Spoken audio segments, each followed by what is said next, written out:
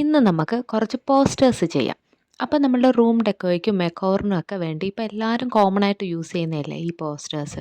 അപ്പോൾ അത്യാവശ്യം റേറ്റ് കുറഞ്ഞൊക്കെ നമുക്ക് ഓൺലൈനിൽ നിന്ന് തന്നെ കിട്ടുന്നതുമാണ്. അതല്ലെങ്കിൽ നമുക്ക് പ്രിൻ്റ് ഔട്ട് എടുക്കാവുന്നതുമാണ്.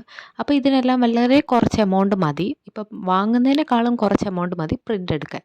പക്ഷേ അതിലും കുറച്ച് എമൗണ്ട് മതി നമുക്കിത് ഉണ്ടാക്കാൻ. അപ്പോൾ ഇത് സിമ്പിളായിട്ട് വളരെ കുറഞ്ഞതാ ഈ ഒരു 2 കോമ്പിനേഷൻ കളറിലെ പേപ്പർ എടുക്കുക. ആകെ നമുക്ക് വേണ്ടുന്ന 2 കളറിലെ പേപ്പറും വേണം, പിന്നെ കുറച്ച് ഗമ്മും വേണം. അപ്പം സാധാരണ കുട്ടികൾക്കൊക്കെ ഈ പറയുന്ന പോലെ ഇപ്പം ഞാനൊക്കെ പഠിക്കുന്ന സമയത്ത് ഈ ഫോട്ടോ സെറ്റും കാര്യങ്ങളിലൊക്കെ മിച്ചം വരുന്ന പൈസ ആകെ 1-2 രൂപകൾ കൂട്ടി വെച്ചായിരിക്കും നമ്മൾ എപ്പോഴെങ്കിലും ഈ പറയുന്നുള്ള സിപ്പപ്പോ മുട്ടായിയോ ഒക്കെ വാങ്ങുന്നത്. ഇപ്പോഴും ആ ഒരു രീതിയിൽ പോകുന്ന കൂട്ടുകാരൊക്കെ കാണും അല്ലേ. അപ്പോൾ ഇങ്ങനെയുള്ള സംഭവങ്ങളൊക്കെ ചെയ്യണമെന്ന് ആഗ്രഹമുണ്ട്, വാങ്ങണമെന്നും ആഗ്രഹമുണ്ട്. എന്നാൽ നമ്മുടെ കയ്യിൽ അത്ര പൈസയൊന്നും ഇല്ല എന്നുണ്ടെങ്കിൽ നമുക്കത് ചെയ്തെടുക്കാമെന്നല്ലേ ഉള്ളൂ. അപ്പോൾ ആകെ വേണ്ടുന്നത് നമുക്ക് ഇതേപോലത്തെ 2 കോമ്പിനേഷൻ കളർ എടുക്കുക. നിങ്ങൾക്ക് ഇഷ്ടമുള്ള എടുക്കാം. അപ്പോൾ അത്യാവശ്യം ഒരു നല്ലൊരു കോമ്പിനേഷൻ കളറല്ലേ ഈ ഒരു ബേബി പിങ്കും നമ്മുടെ വൈറ്റും. അപ്പോൾ ഞാൻ വിചാരിച്ചു നമുക്കത് വെച്ച് ഒരു പേപ്പർ മതി, അത് വെച്ച് തന്നെ ആണ് ഫുള്ള് ചെയ്തേക്കുന്നത്. അതിനകത്തുള്ള വർക്കായാലും ശരി, അതല്ല ബോർഡേഴ്സ് ആയാലും എല്ലാം നമ്മൾ ആ ഒരു 2 പേപ്പറിൽ നിർത്തിയിട്ടുണ്ട്.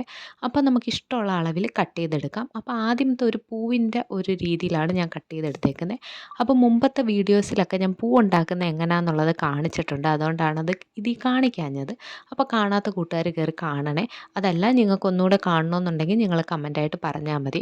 അപ്പോൾ അത് നമുക്ക് ഒട്ടിച്ചു കൊടുത്തു. പിന്നീട് രണ്ടാമത്തെ ഈ ഒരു ഹേർട്ട് ഷേപ്പിൻ്റെ സംഭവമാണ്. അത് നമ്മൾ ഇതേപോലെ ഗ്രിഡായിട്ട് സംഭവം സെറ്റ് ചെയ്ത് വെച്ചിട്ടുണ്ട്. ഇനി ഫൈനലായിട്ടുള്ള അപ്പോഴത്തേക്ക് ഏതാണ്ട് ഒരു പിങ്ക് പേപ്പർ ഒരുവിധം തീർന്ന്, അതുകൊണ്ട് ബാക്കിയുള്ള വൈറ്റ് പേപ്പറിലാണ് അടുത്ത പരിപാടി.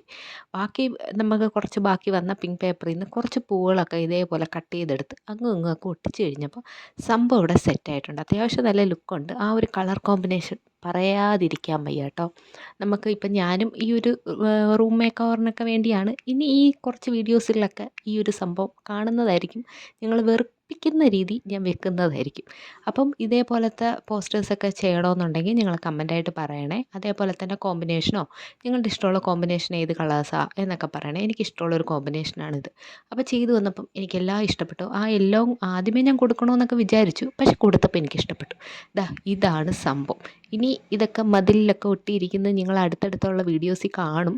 അപ്പം എല്ലാവർക്കും ഇഷ്ടപ്പെട്ടെങ്കിൽ ഒന്ന് ലൈക്ക് ചെയ്യണേ. അതേപോലെ തന്നെ നിങ്ങൾക്ക് എൻ്റെ വീഡിയോസ് ഇഷ്ടപ്പെടുന്നുണ്ടോ, ഇത് ഏതാണ് ഇഷ്ടപ്പെട്ടതെന്നുള്ളത് നിങ്ങൾ കമൻറ്റായിട്ട് പറയണേ. എനിക്ക് ലാസ്റ്റ് ചെയ്തതും ഫസ്റ്റ് ചെയ്തതോ ഇഷ്ടപ്പെട്ടത്. ആ ഹേർട്ട് അങ്ങോട്ട്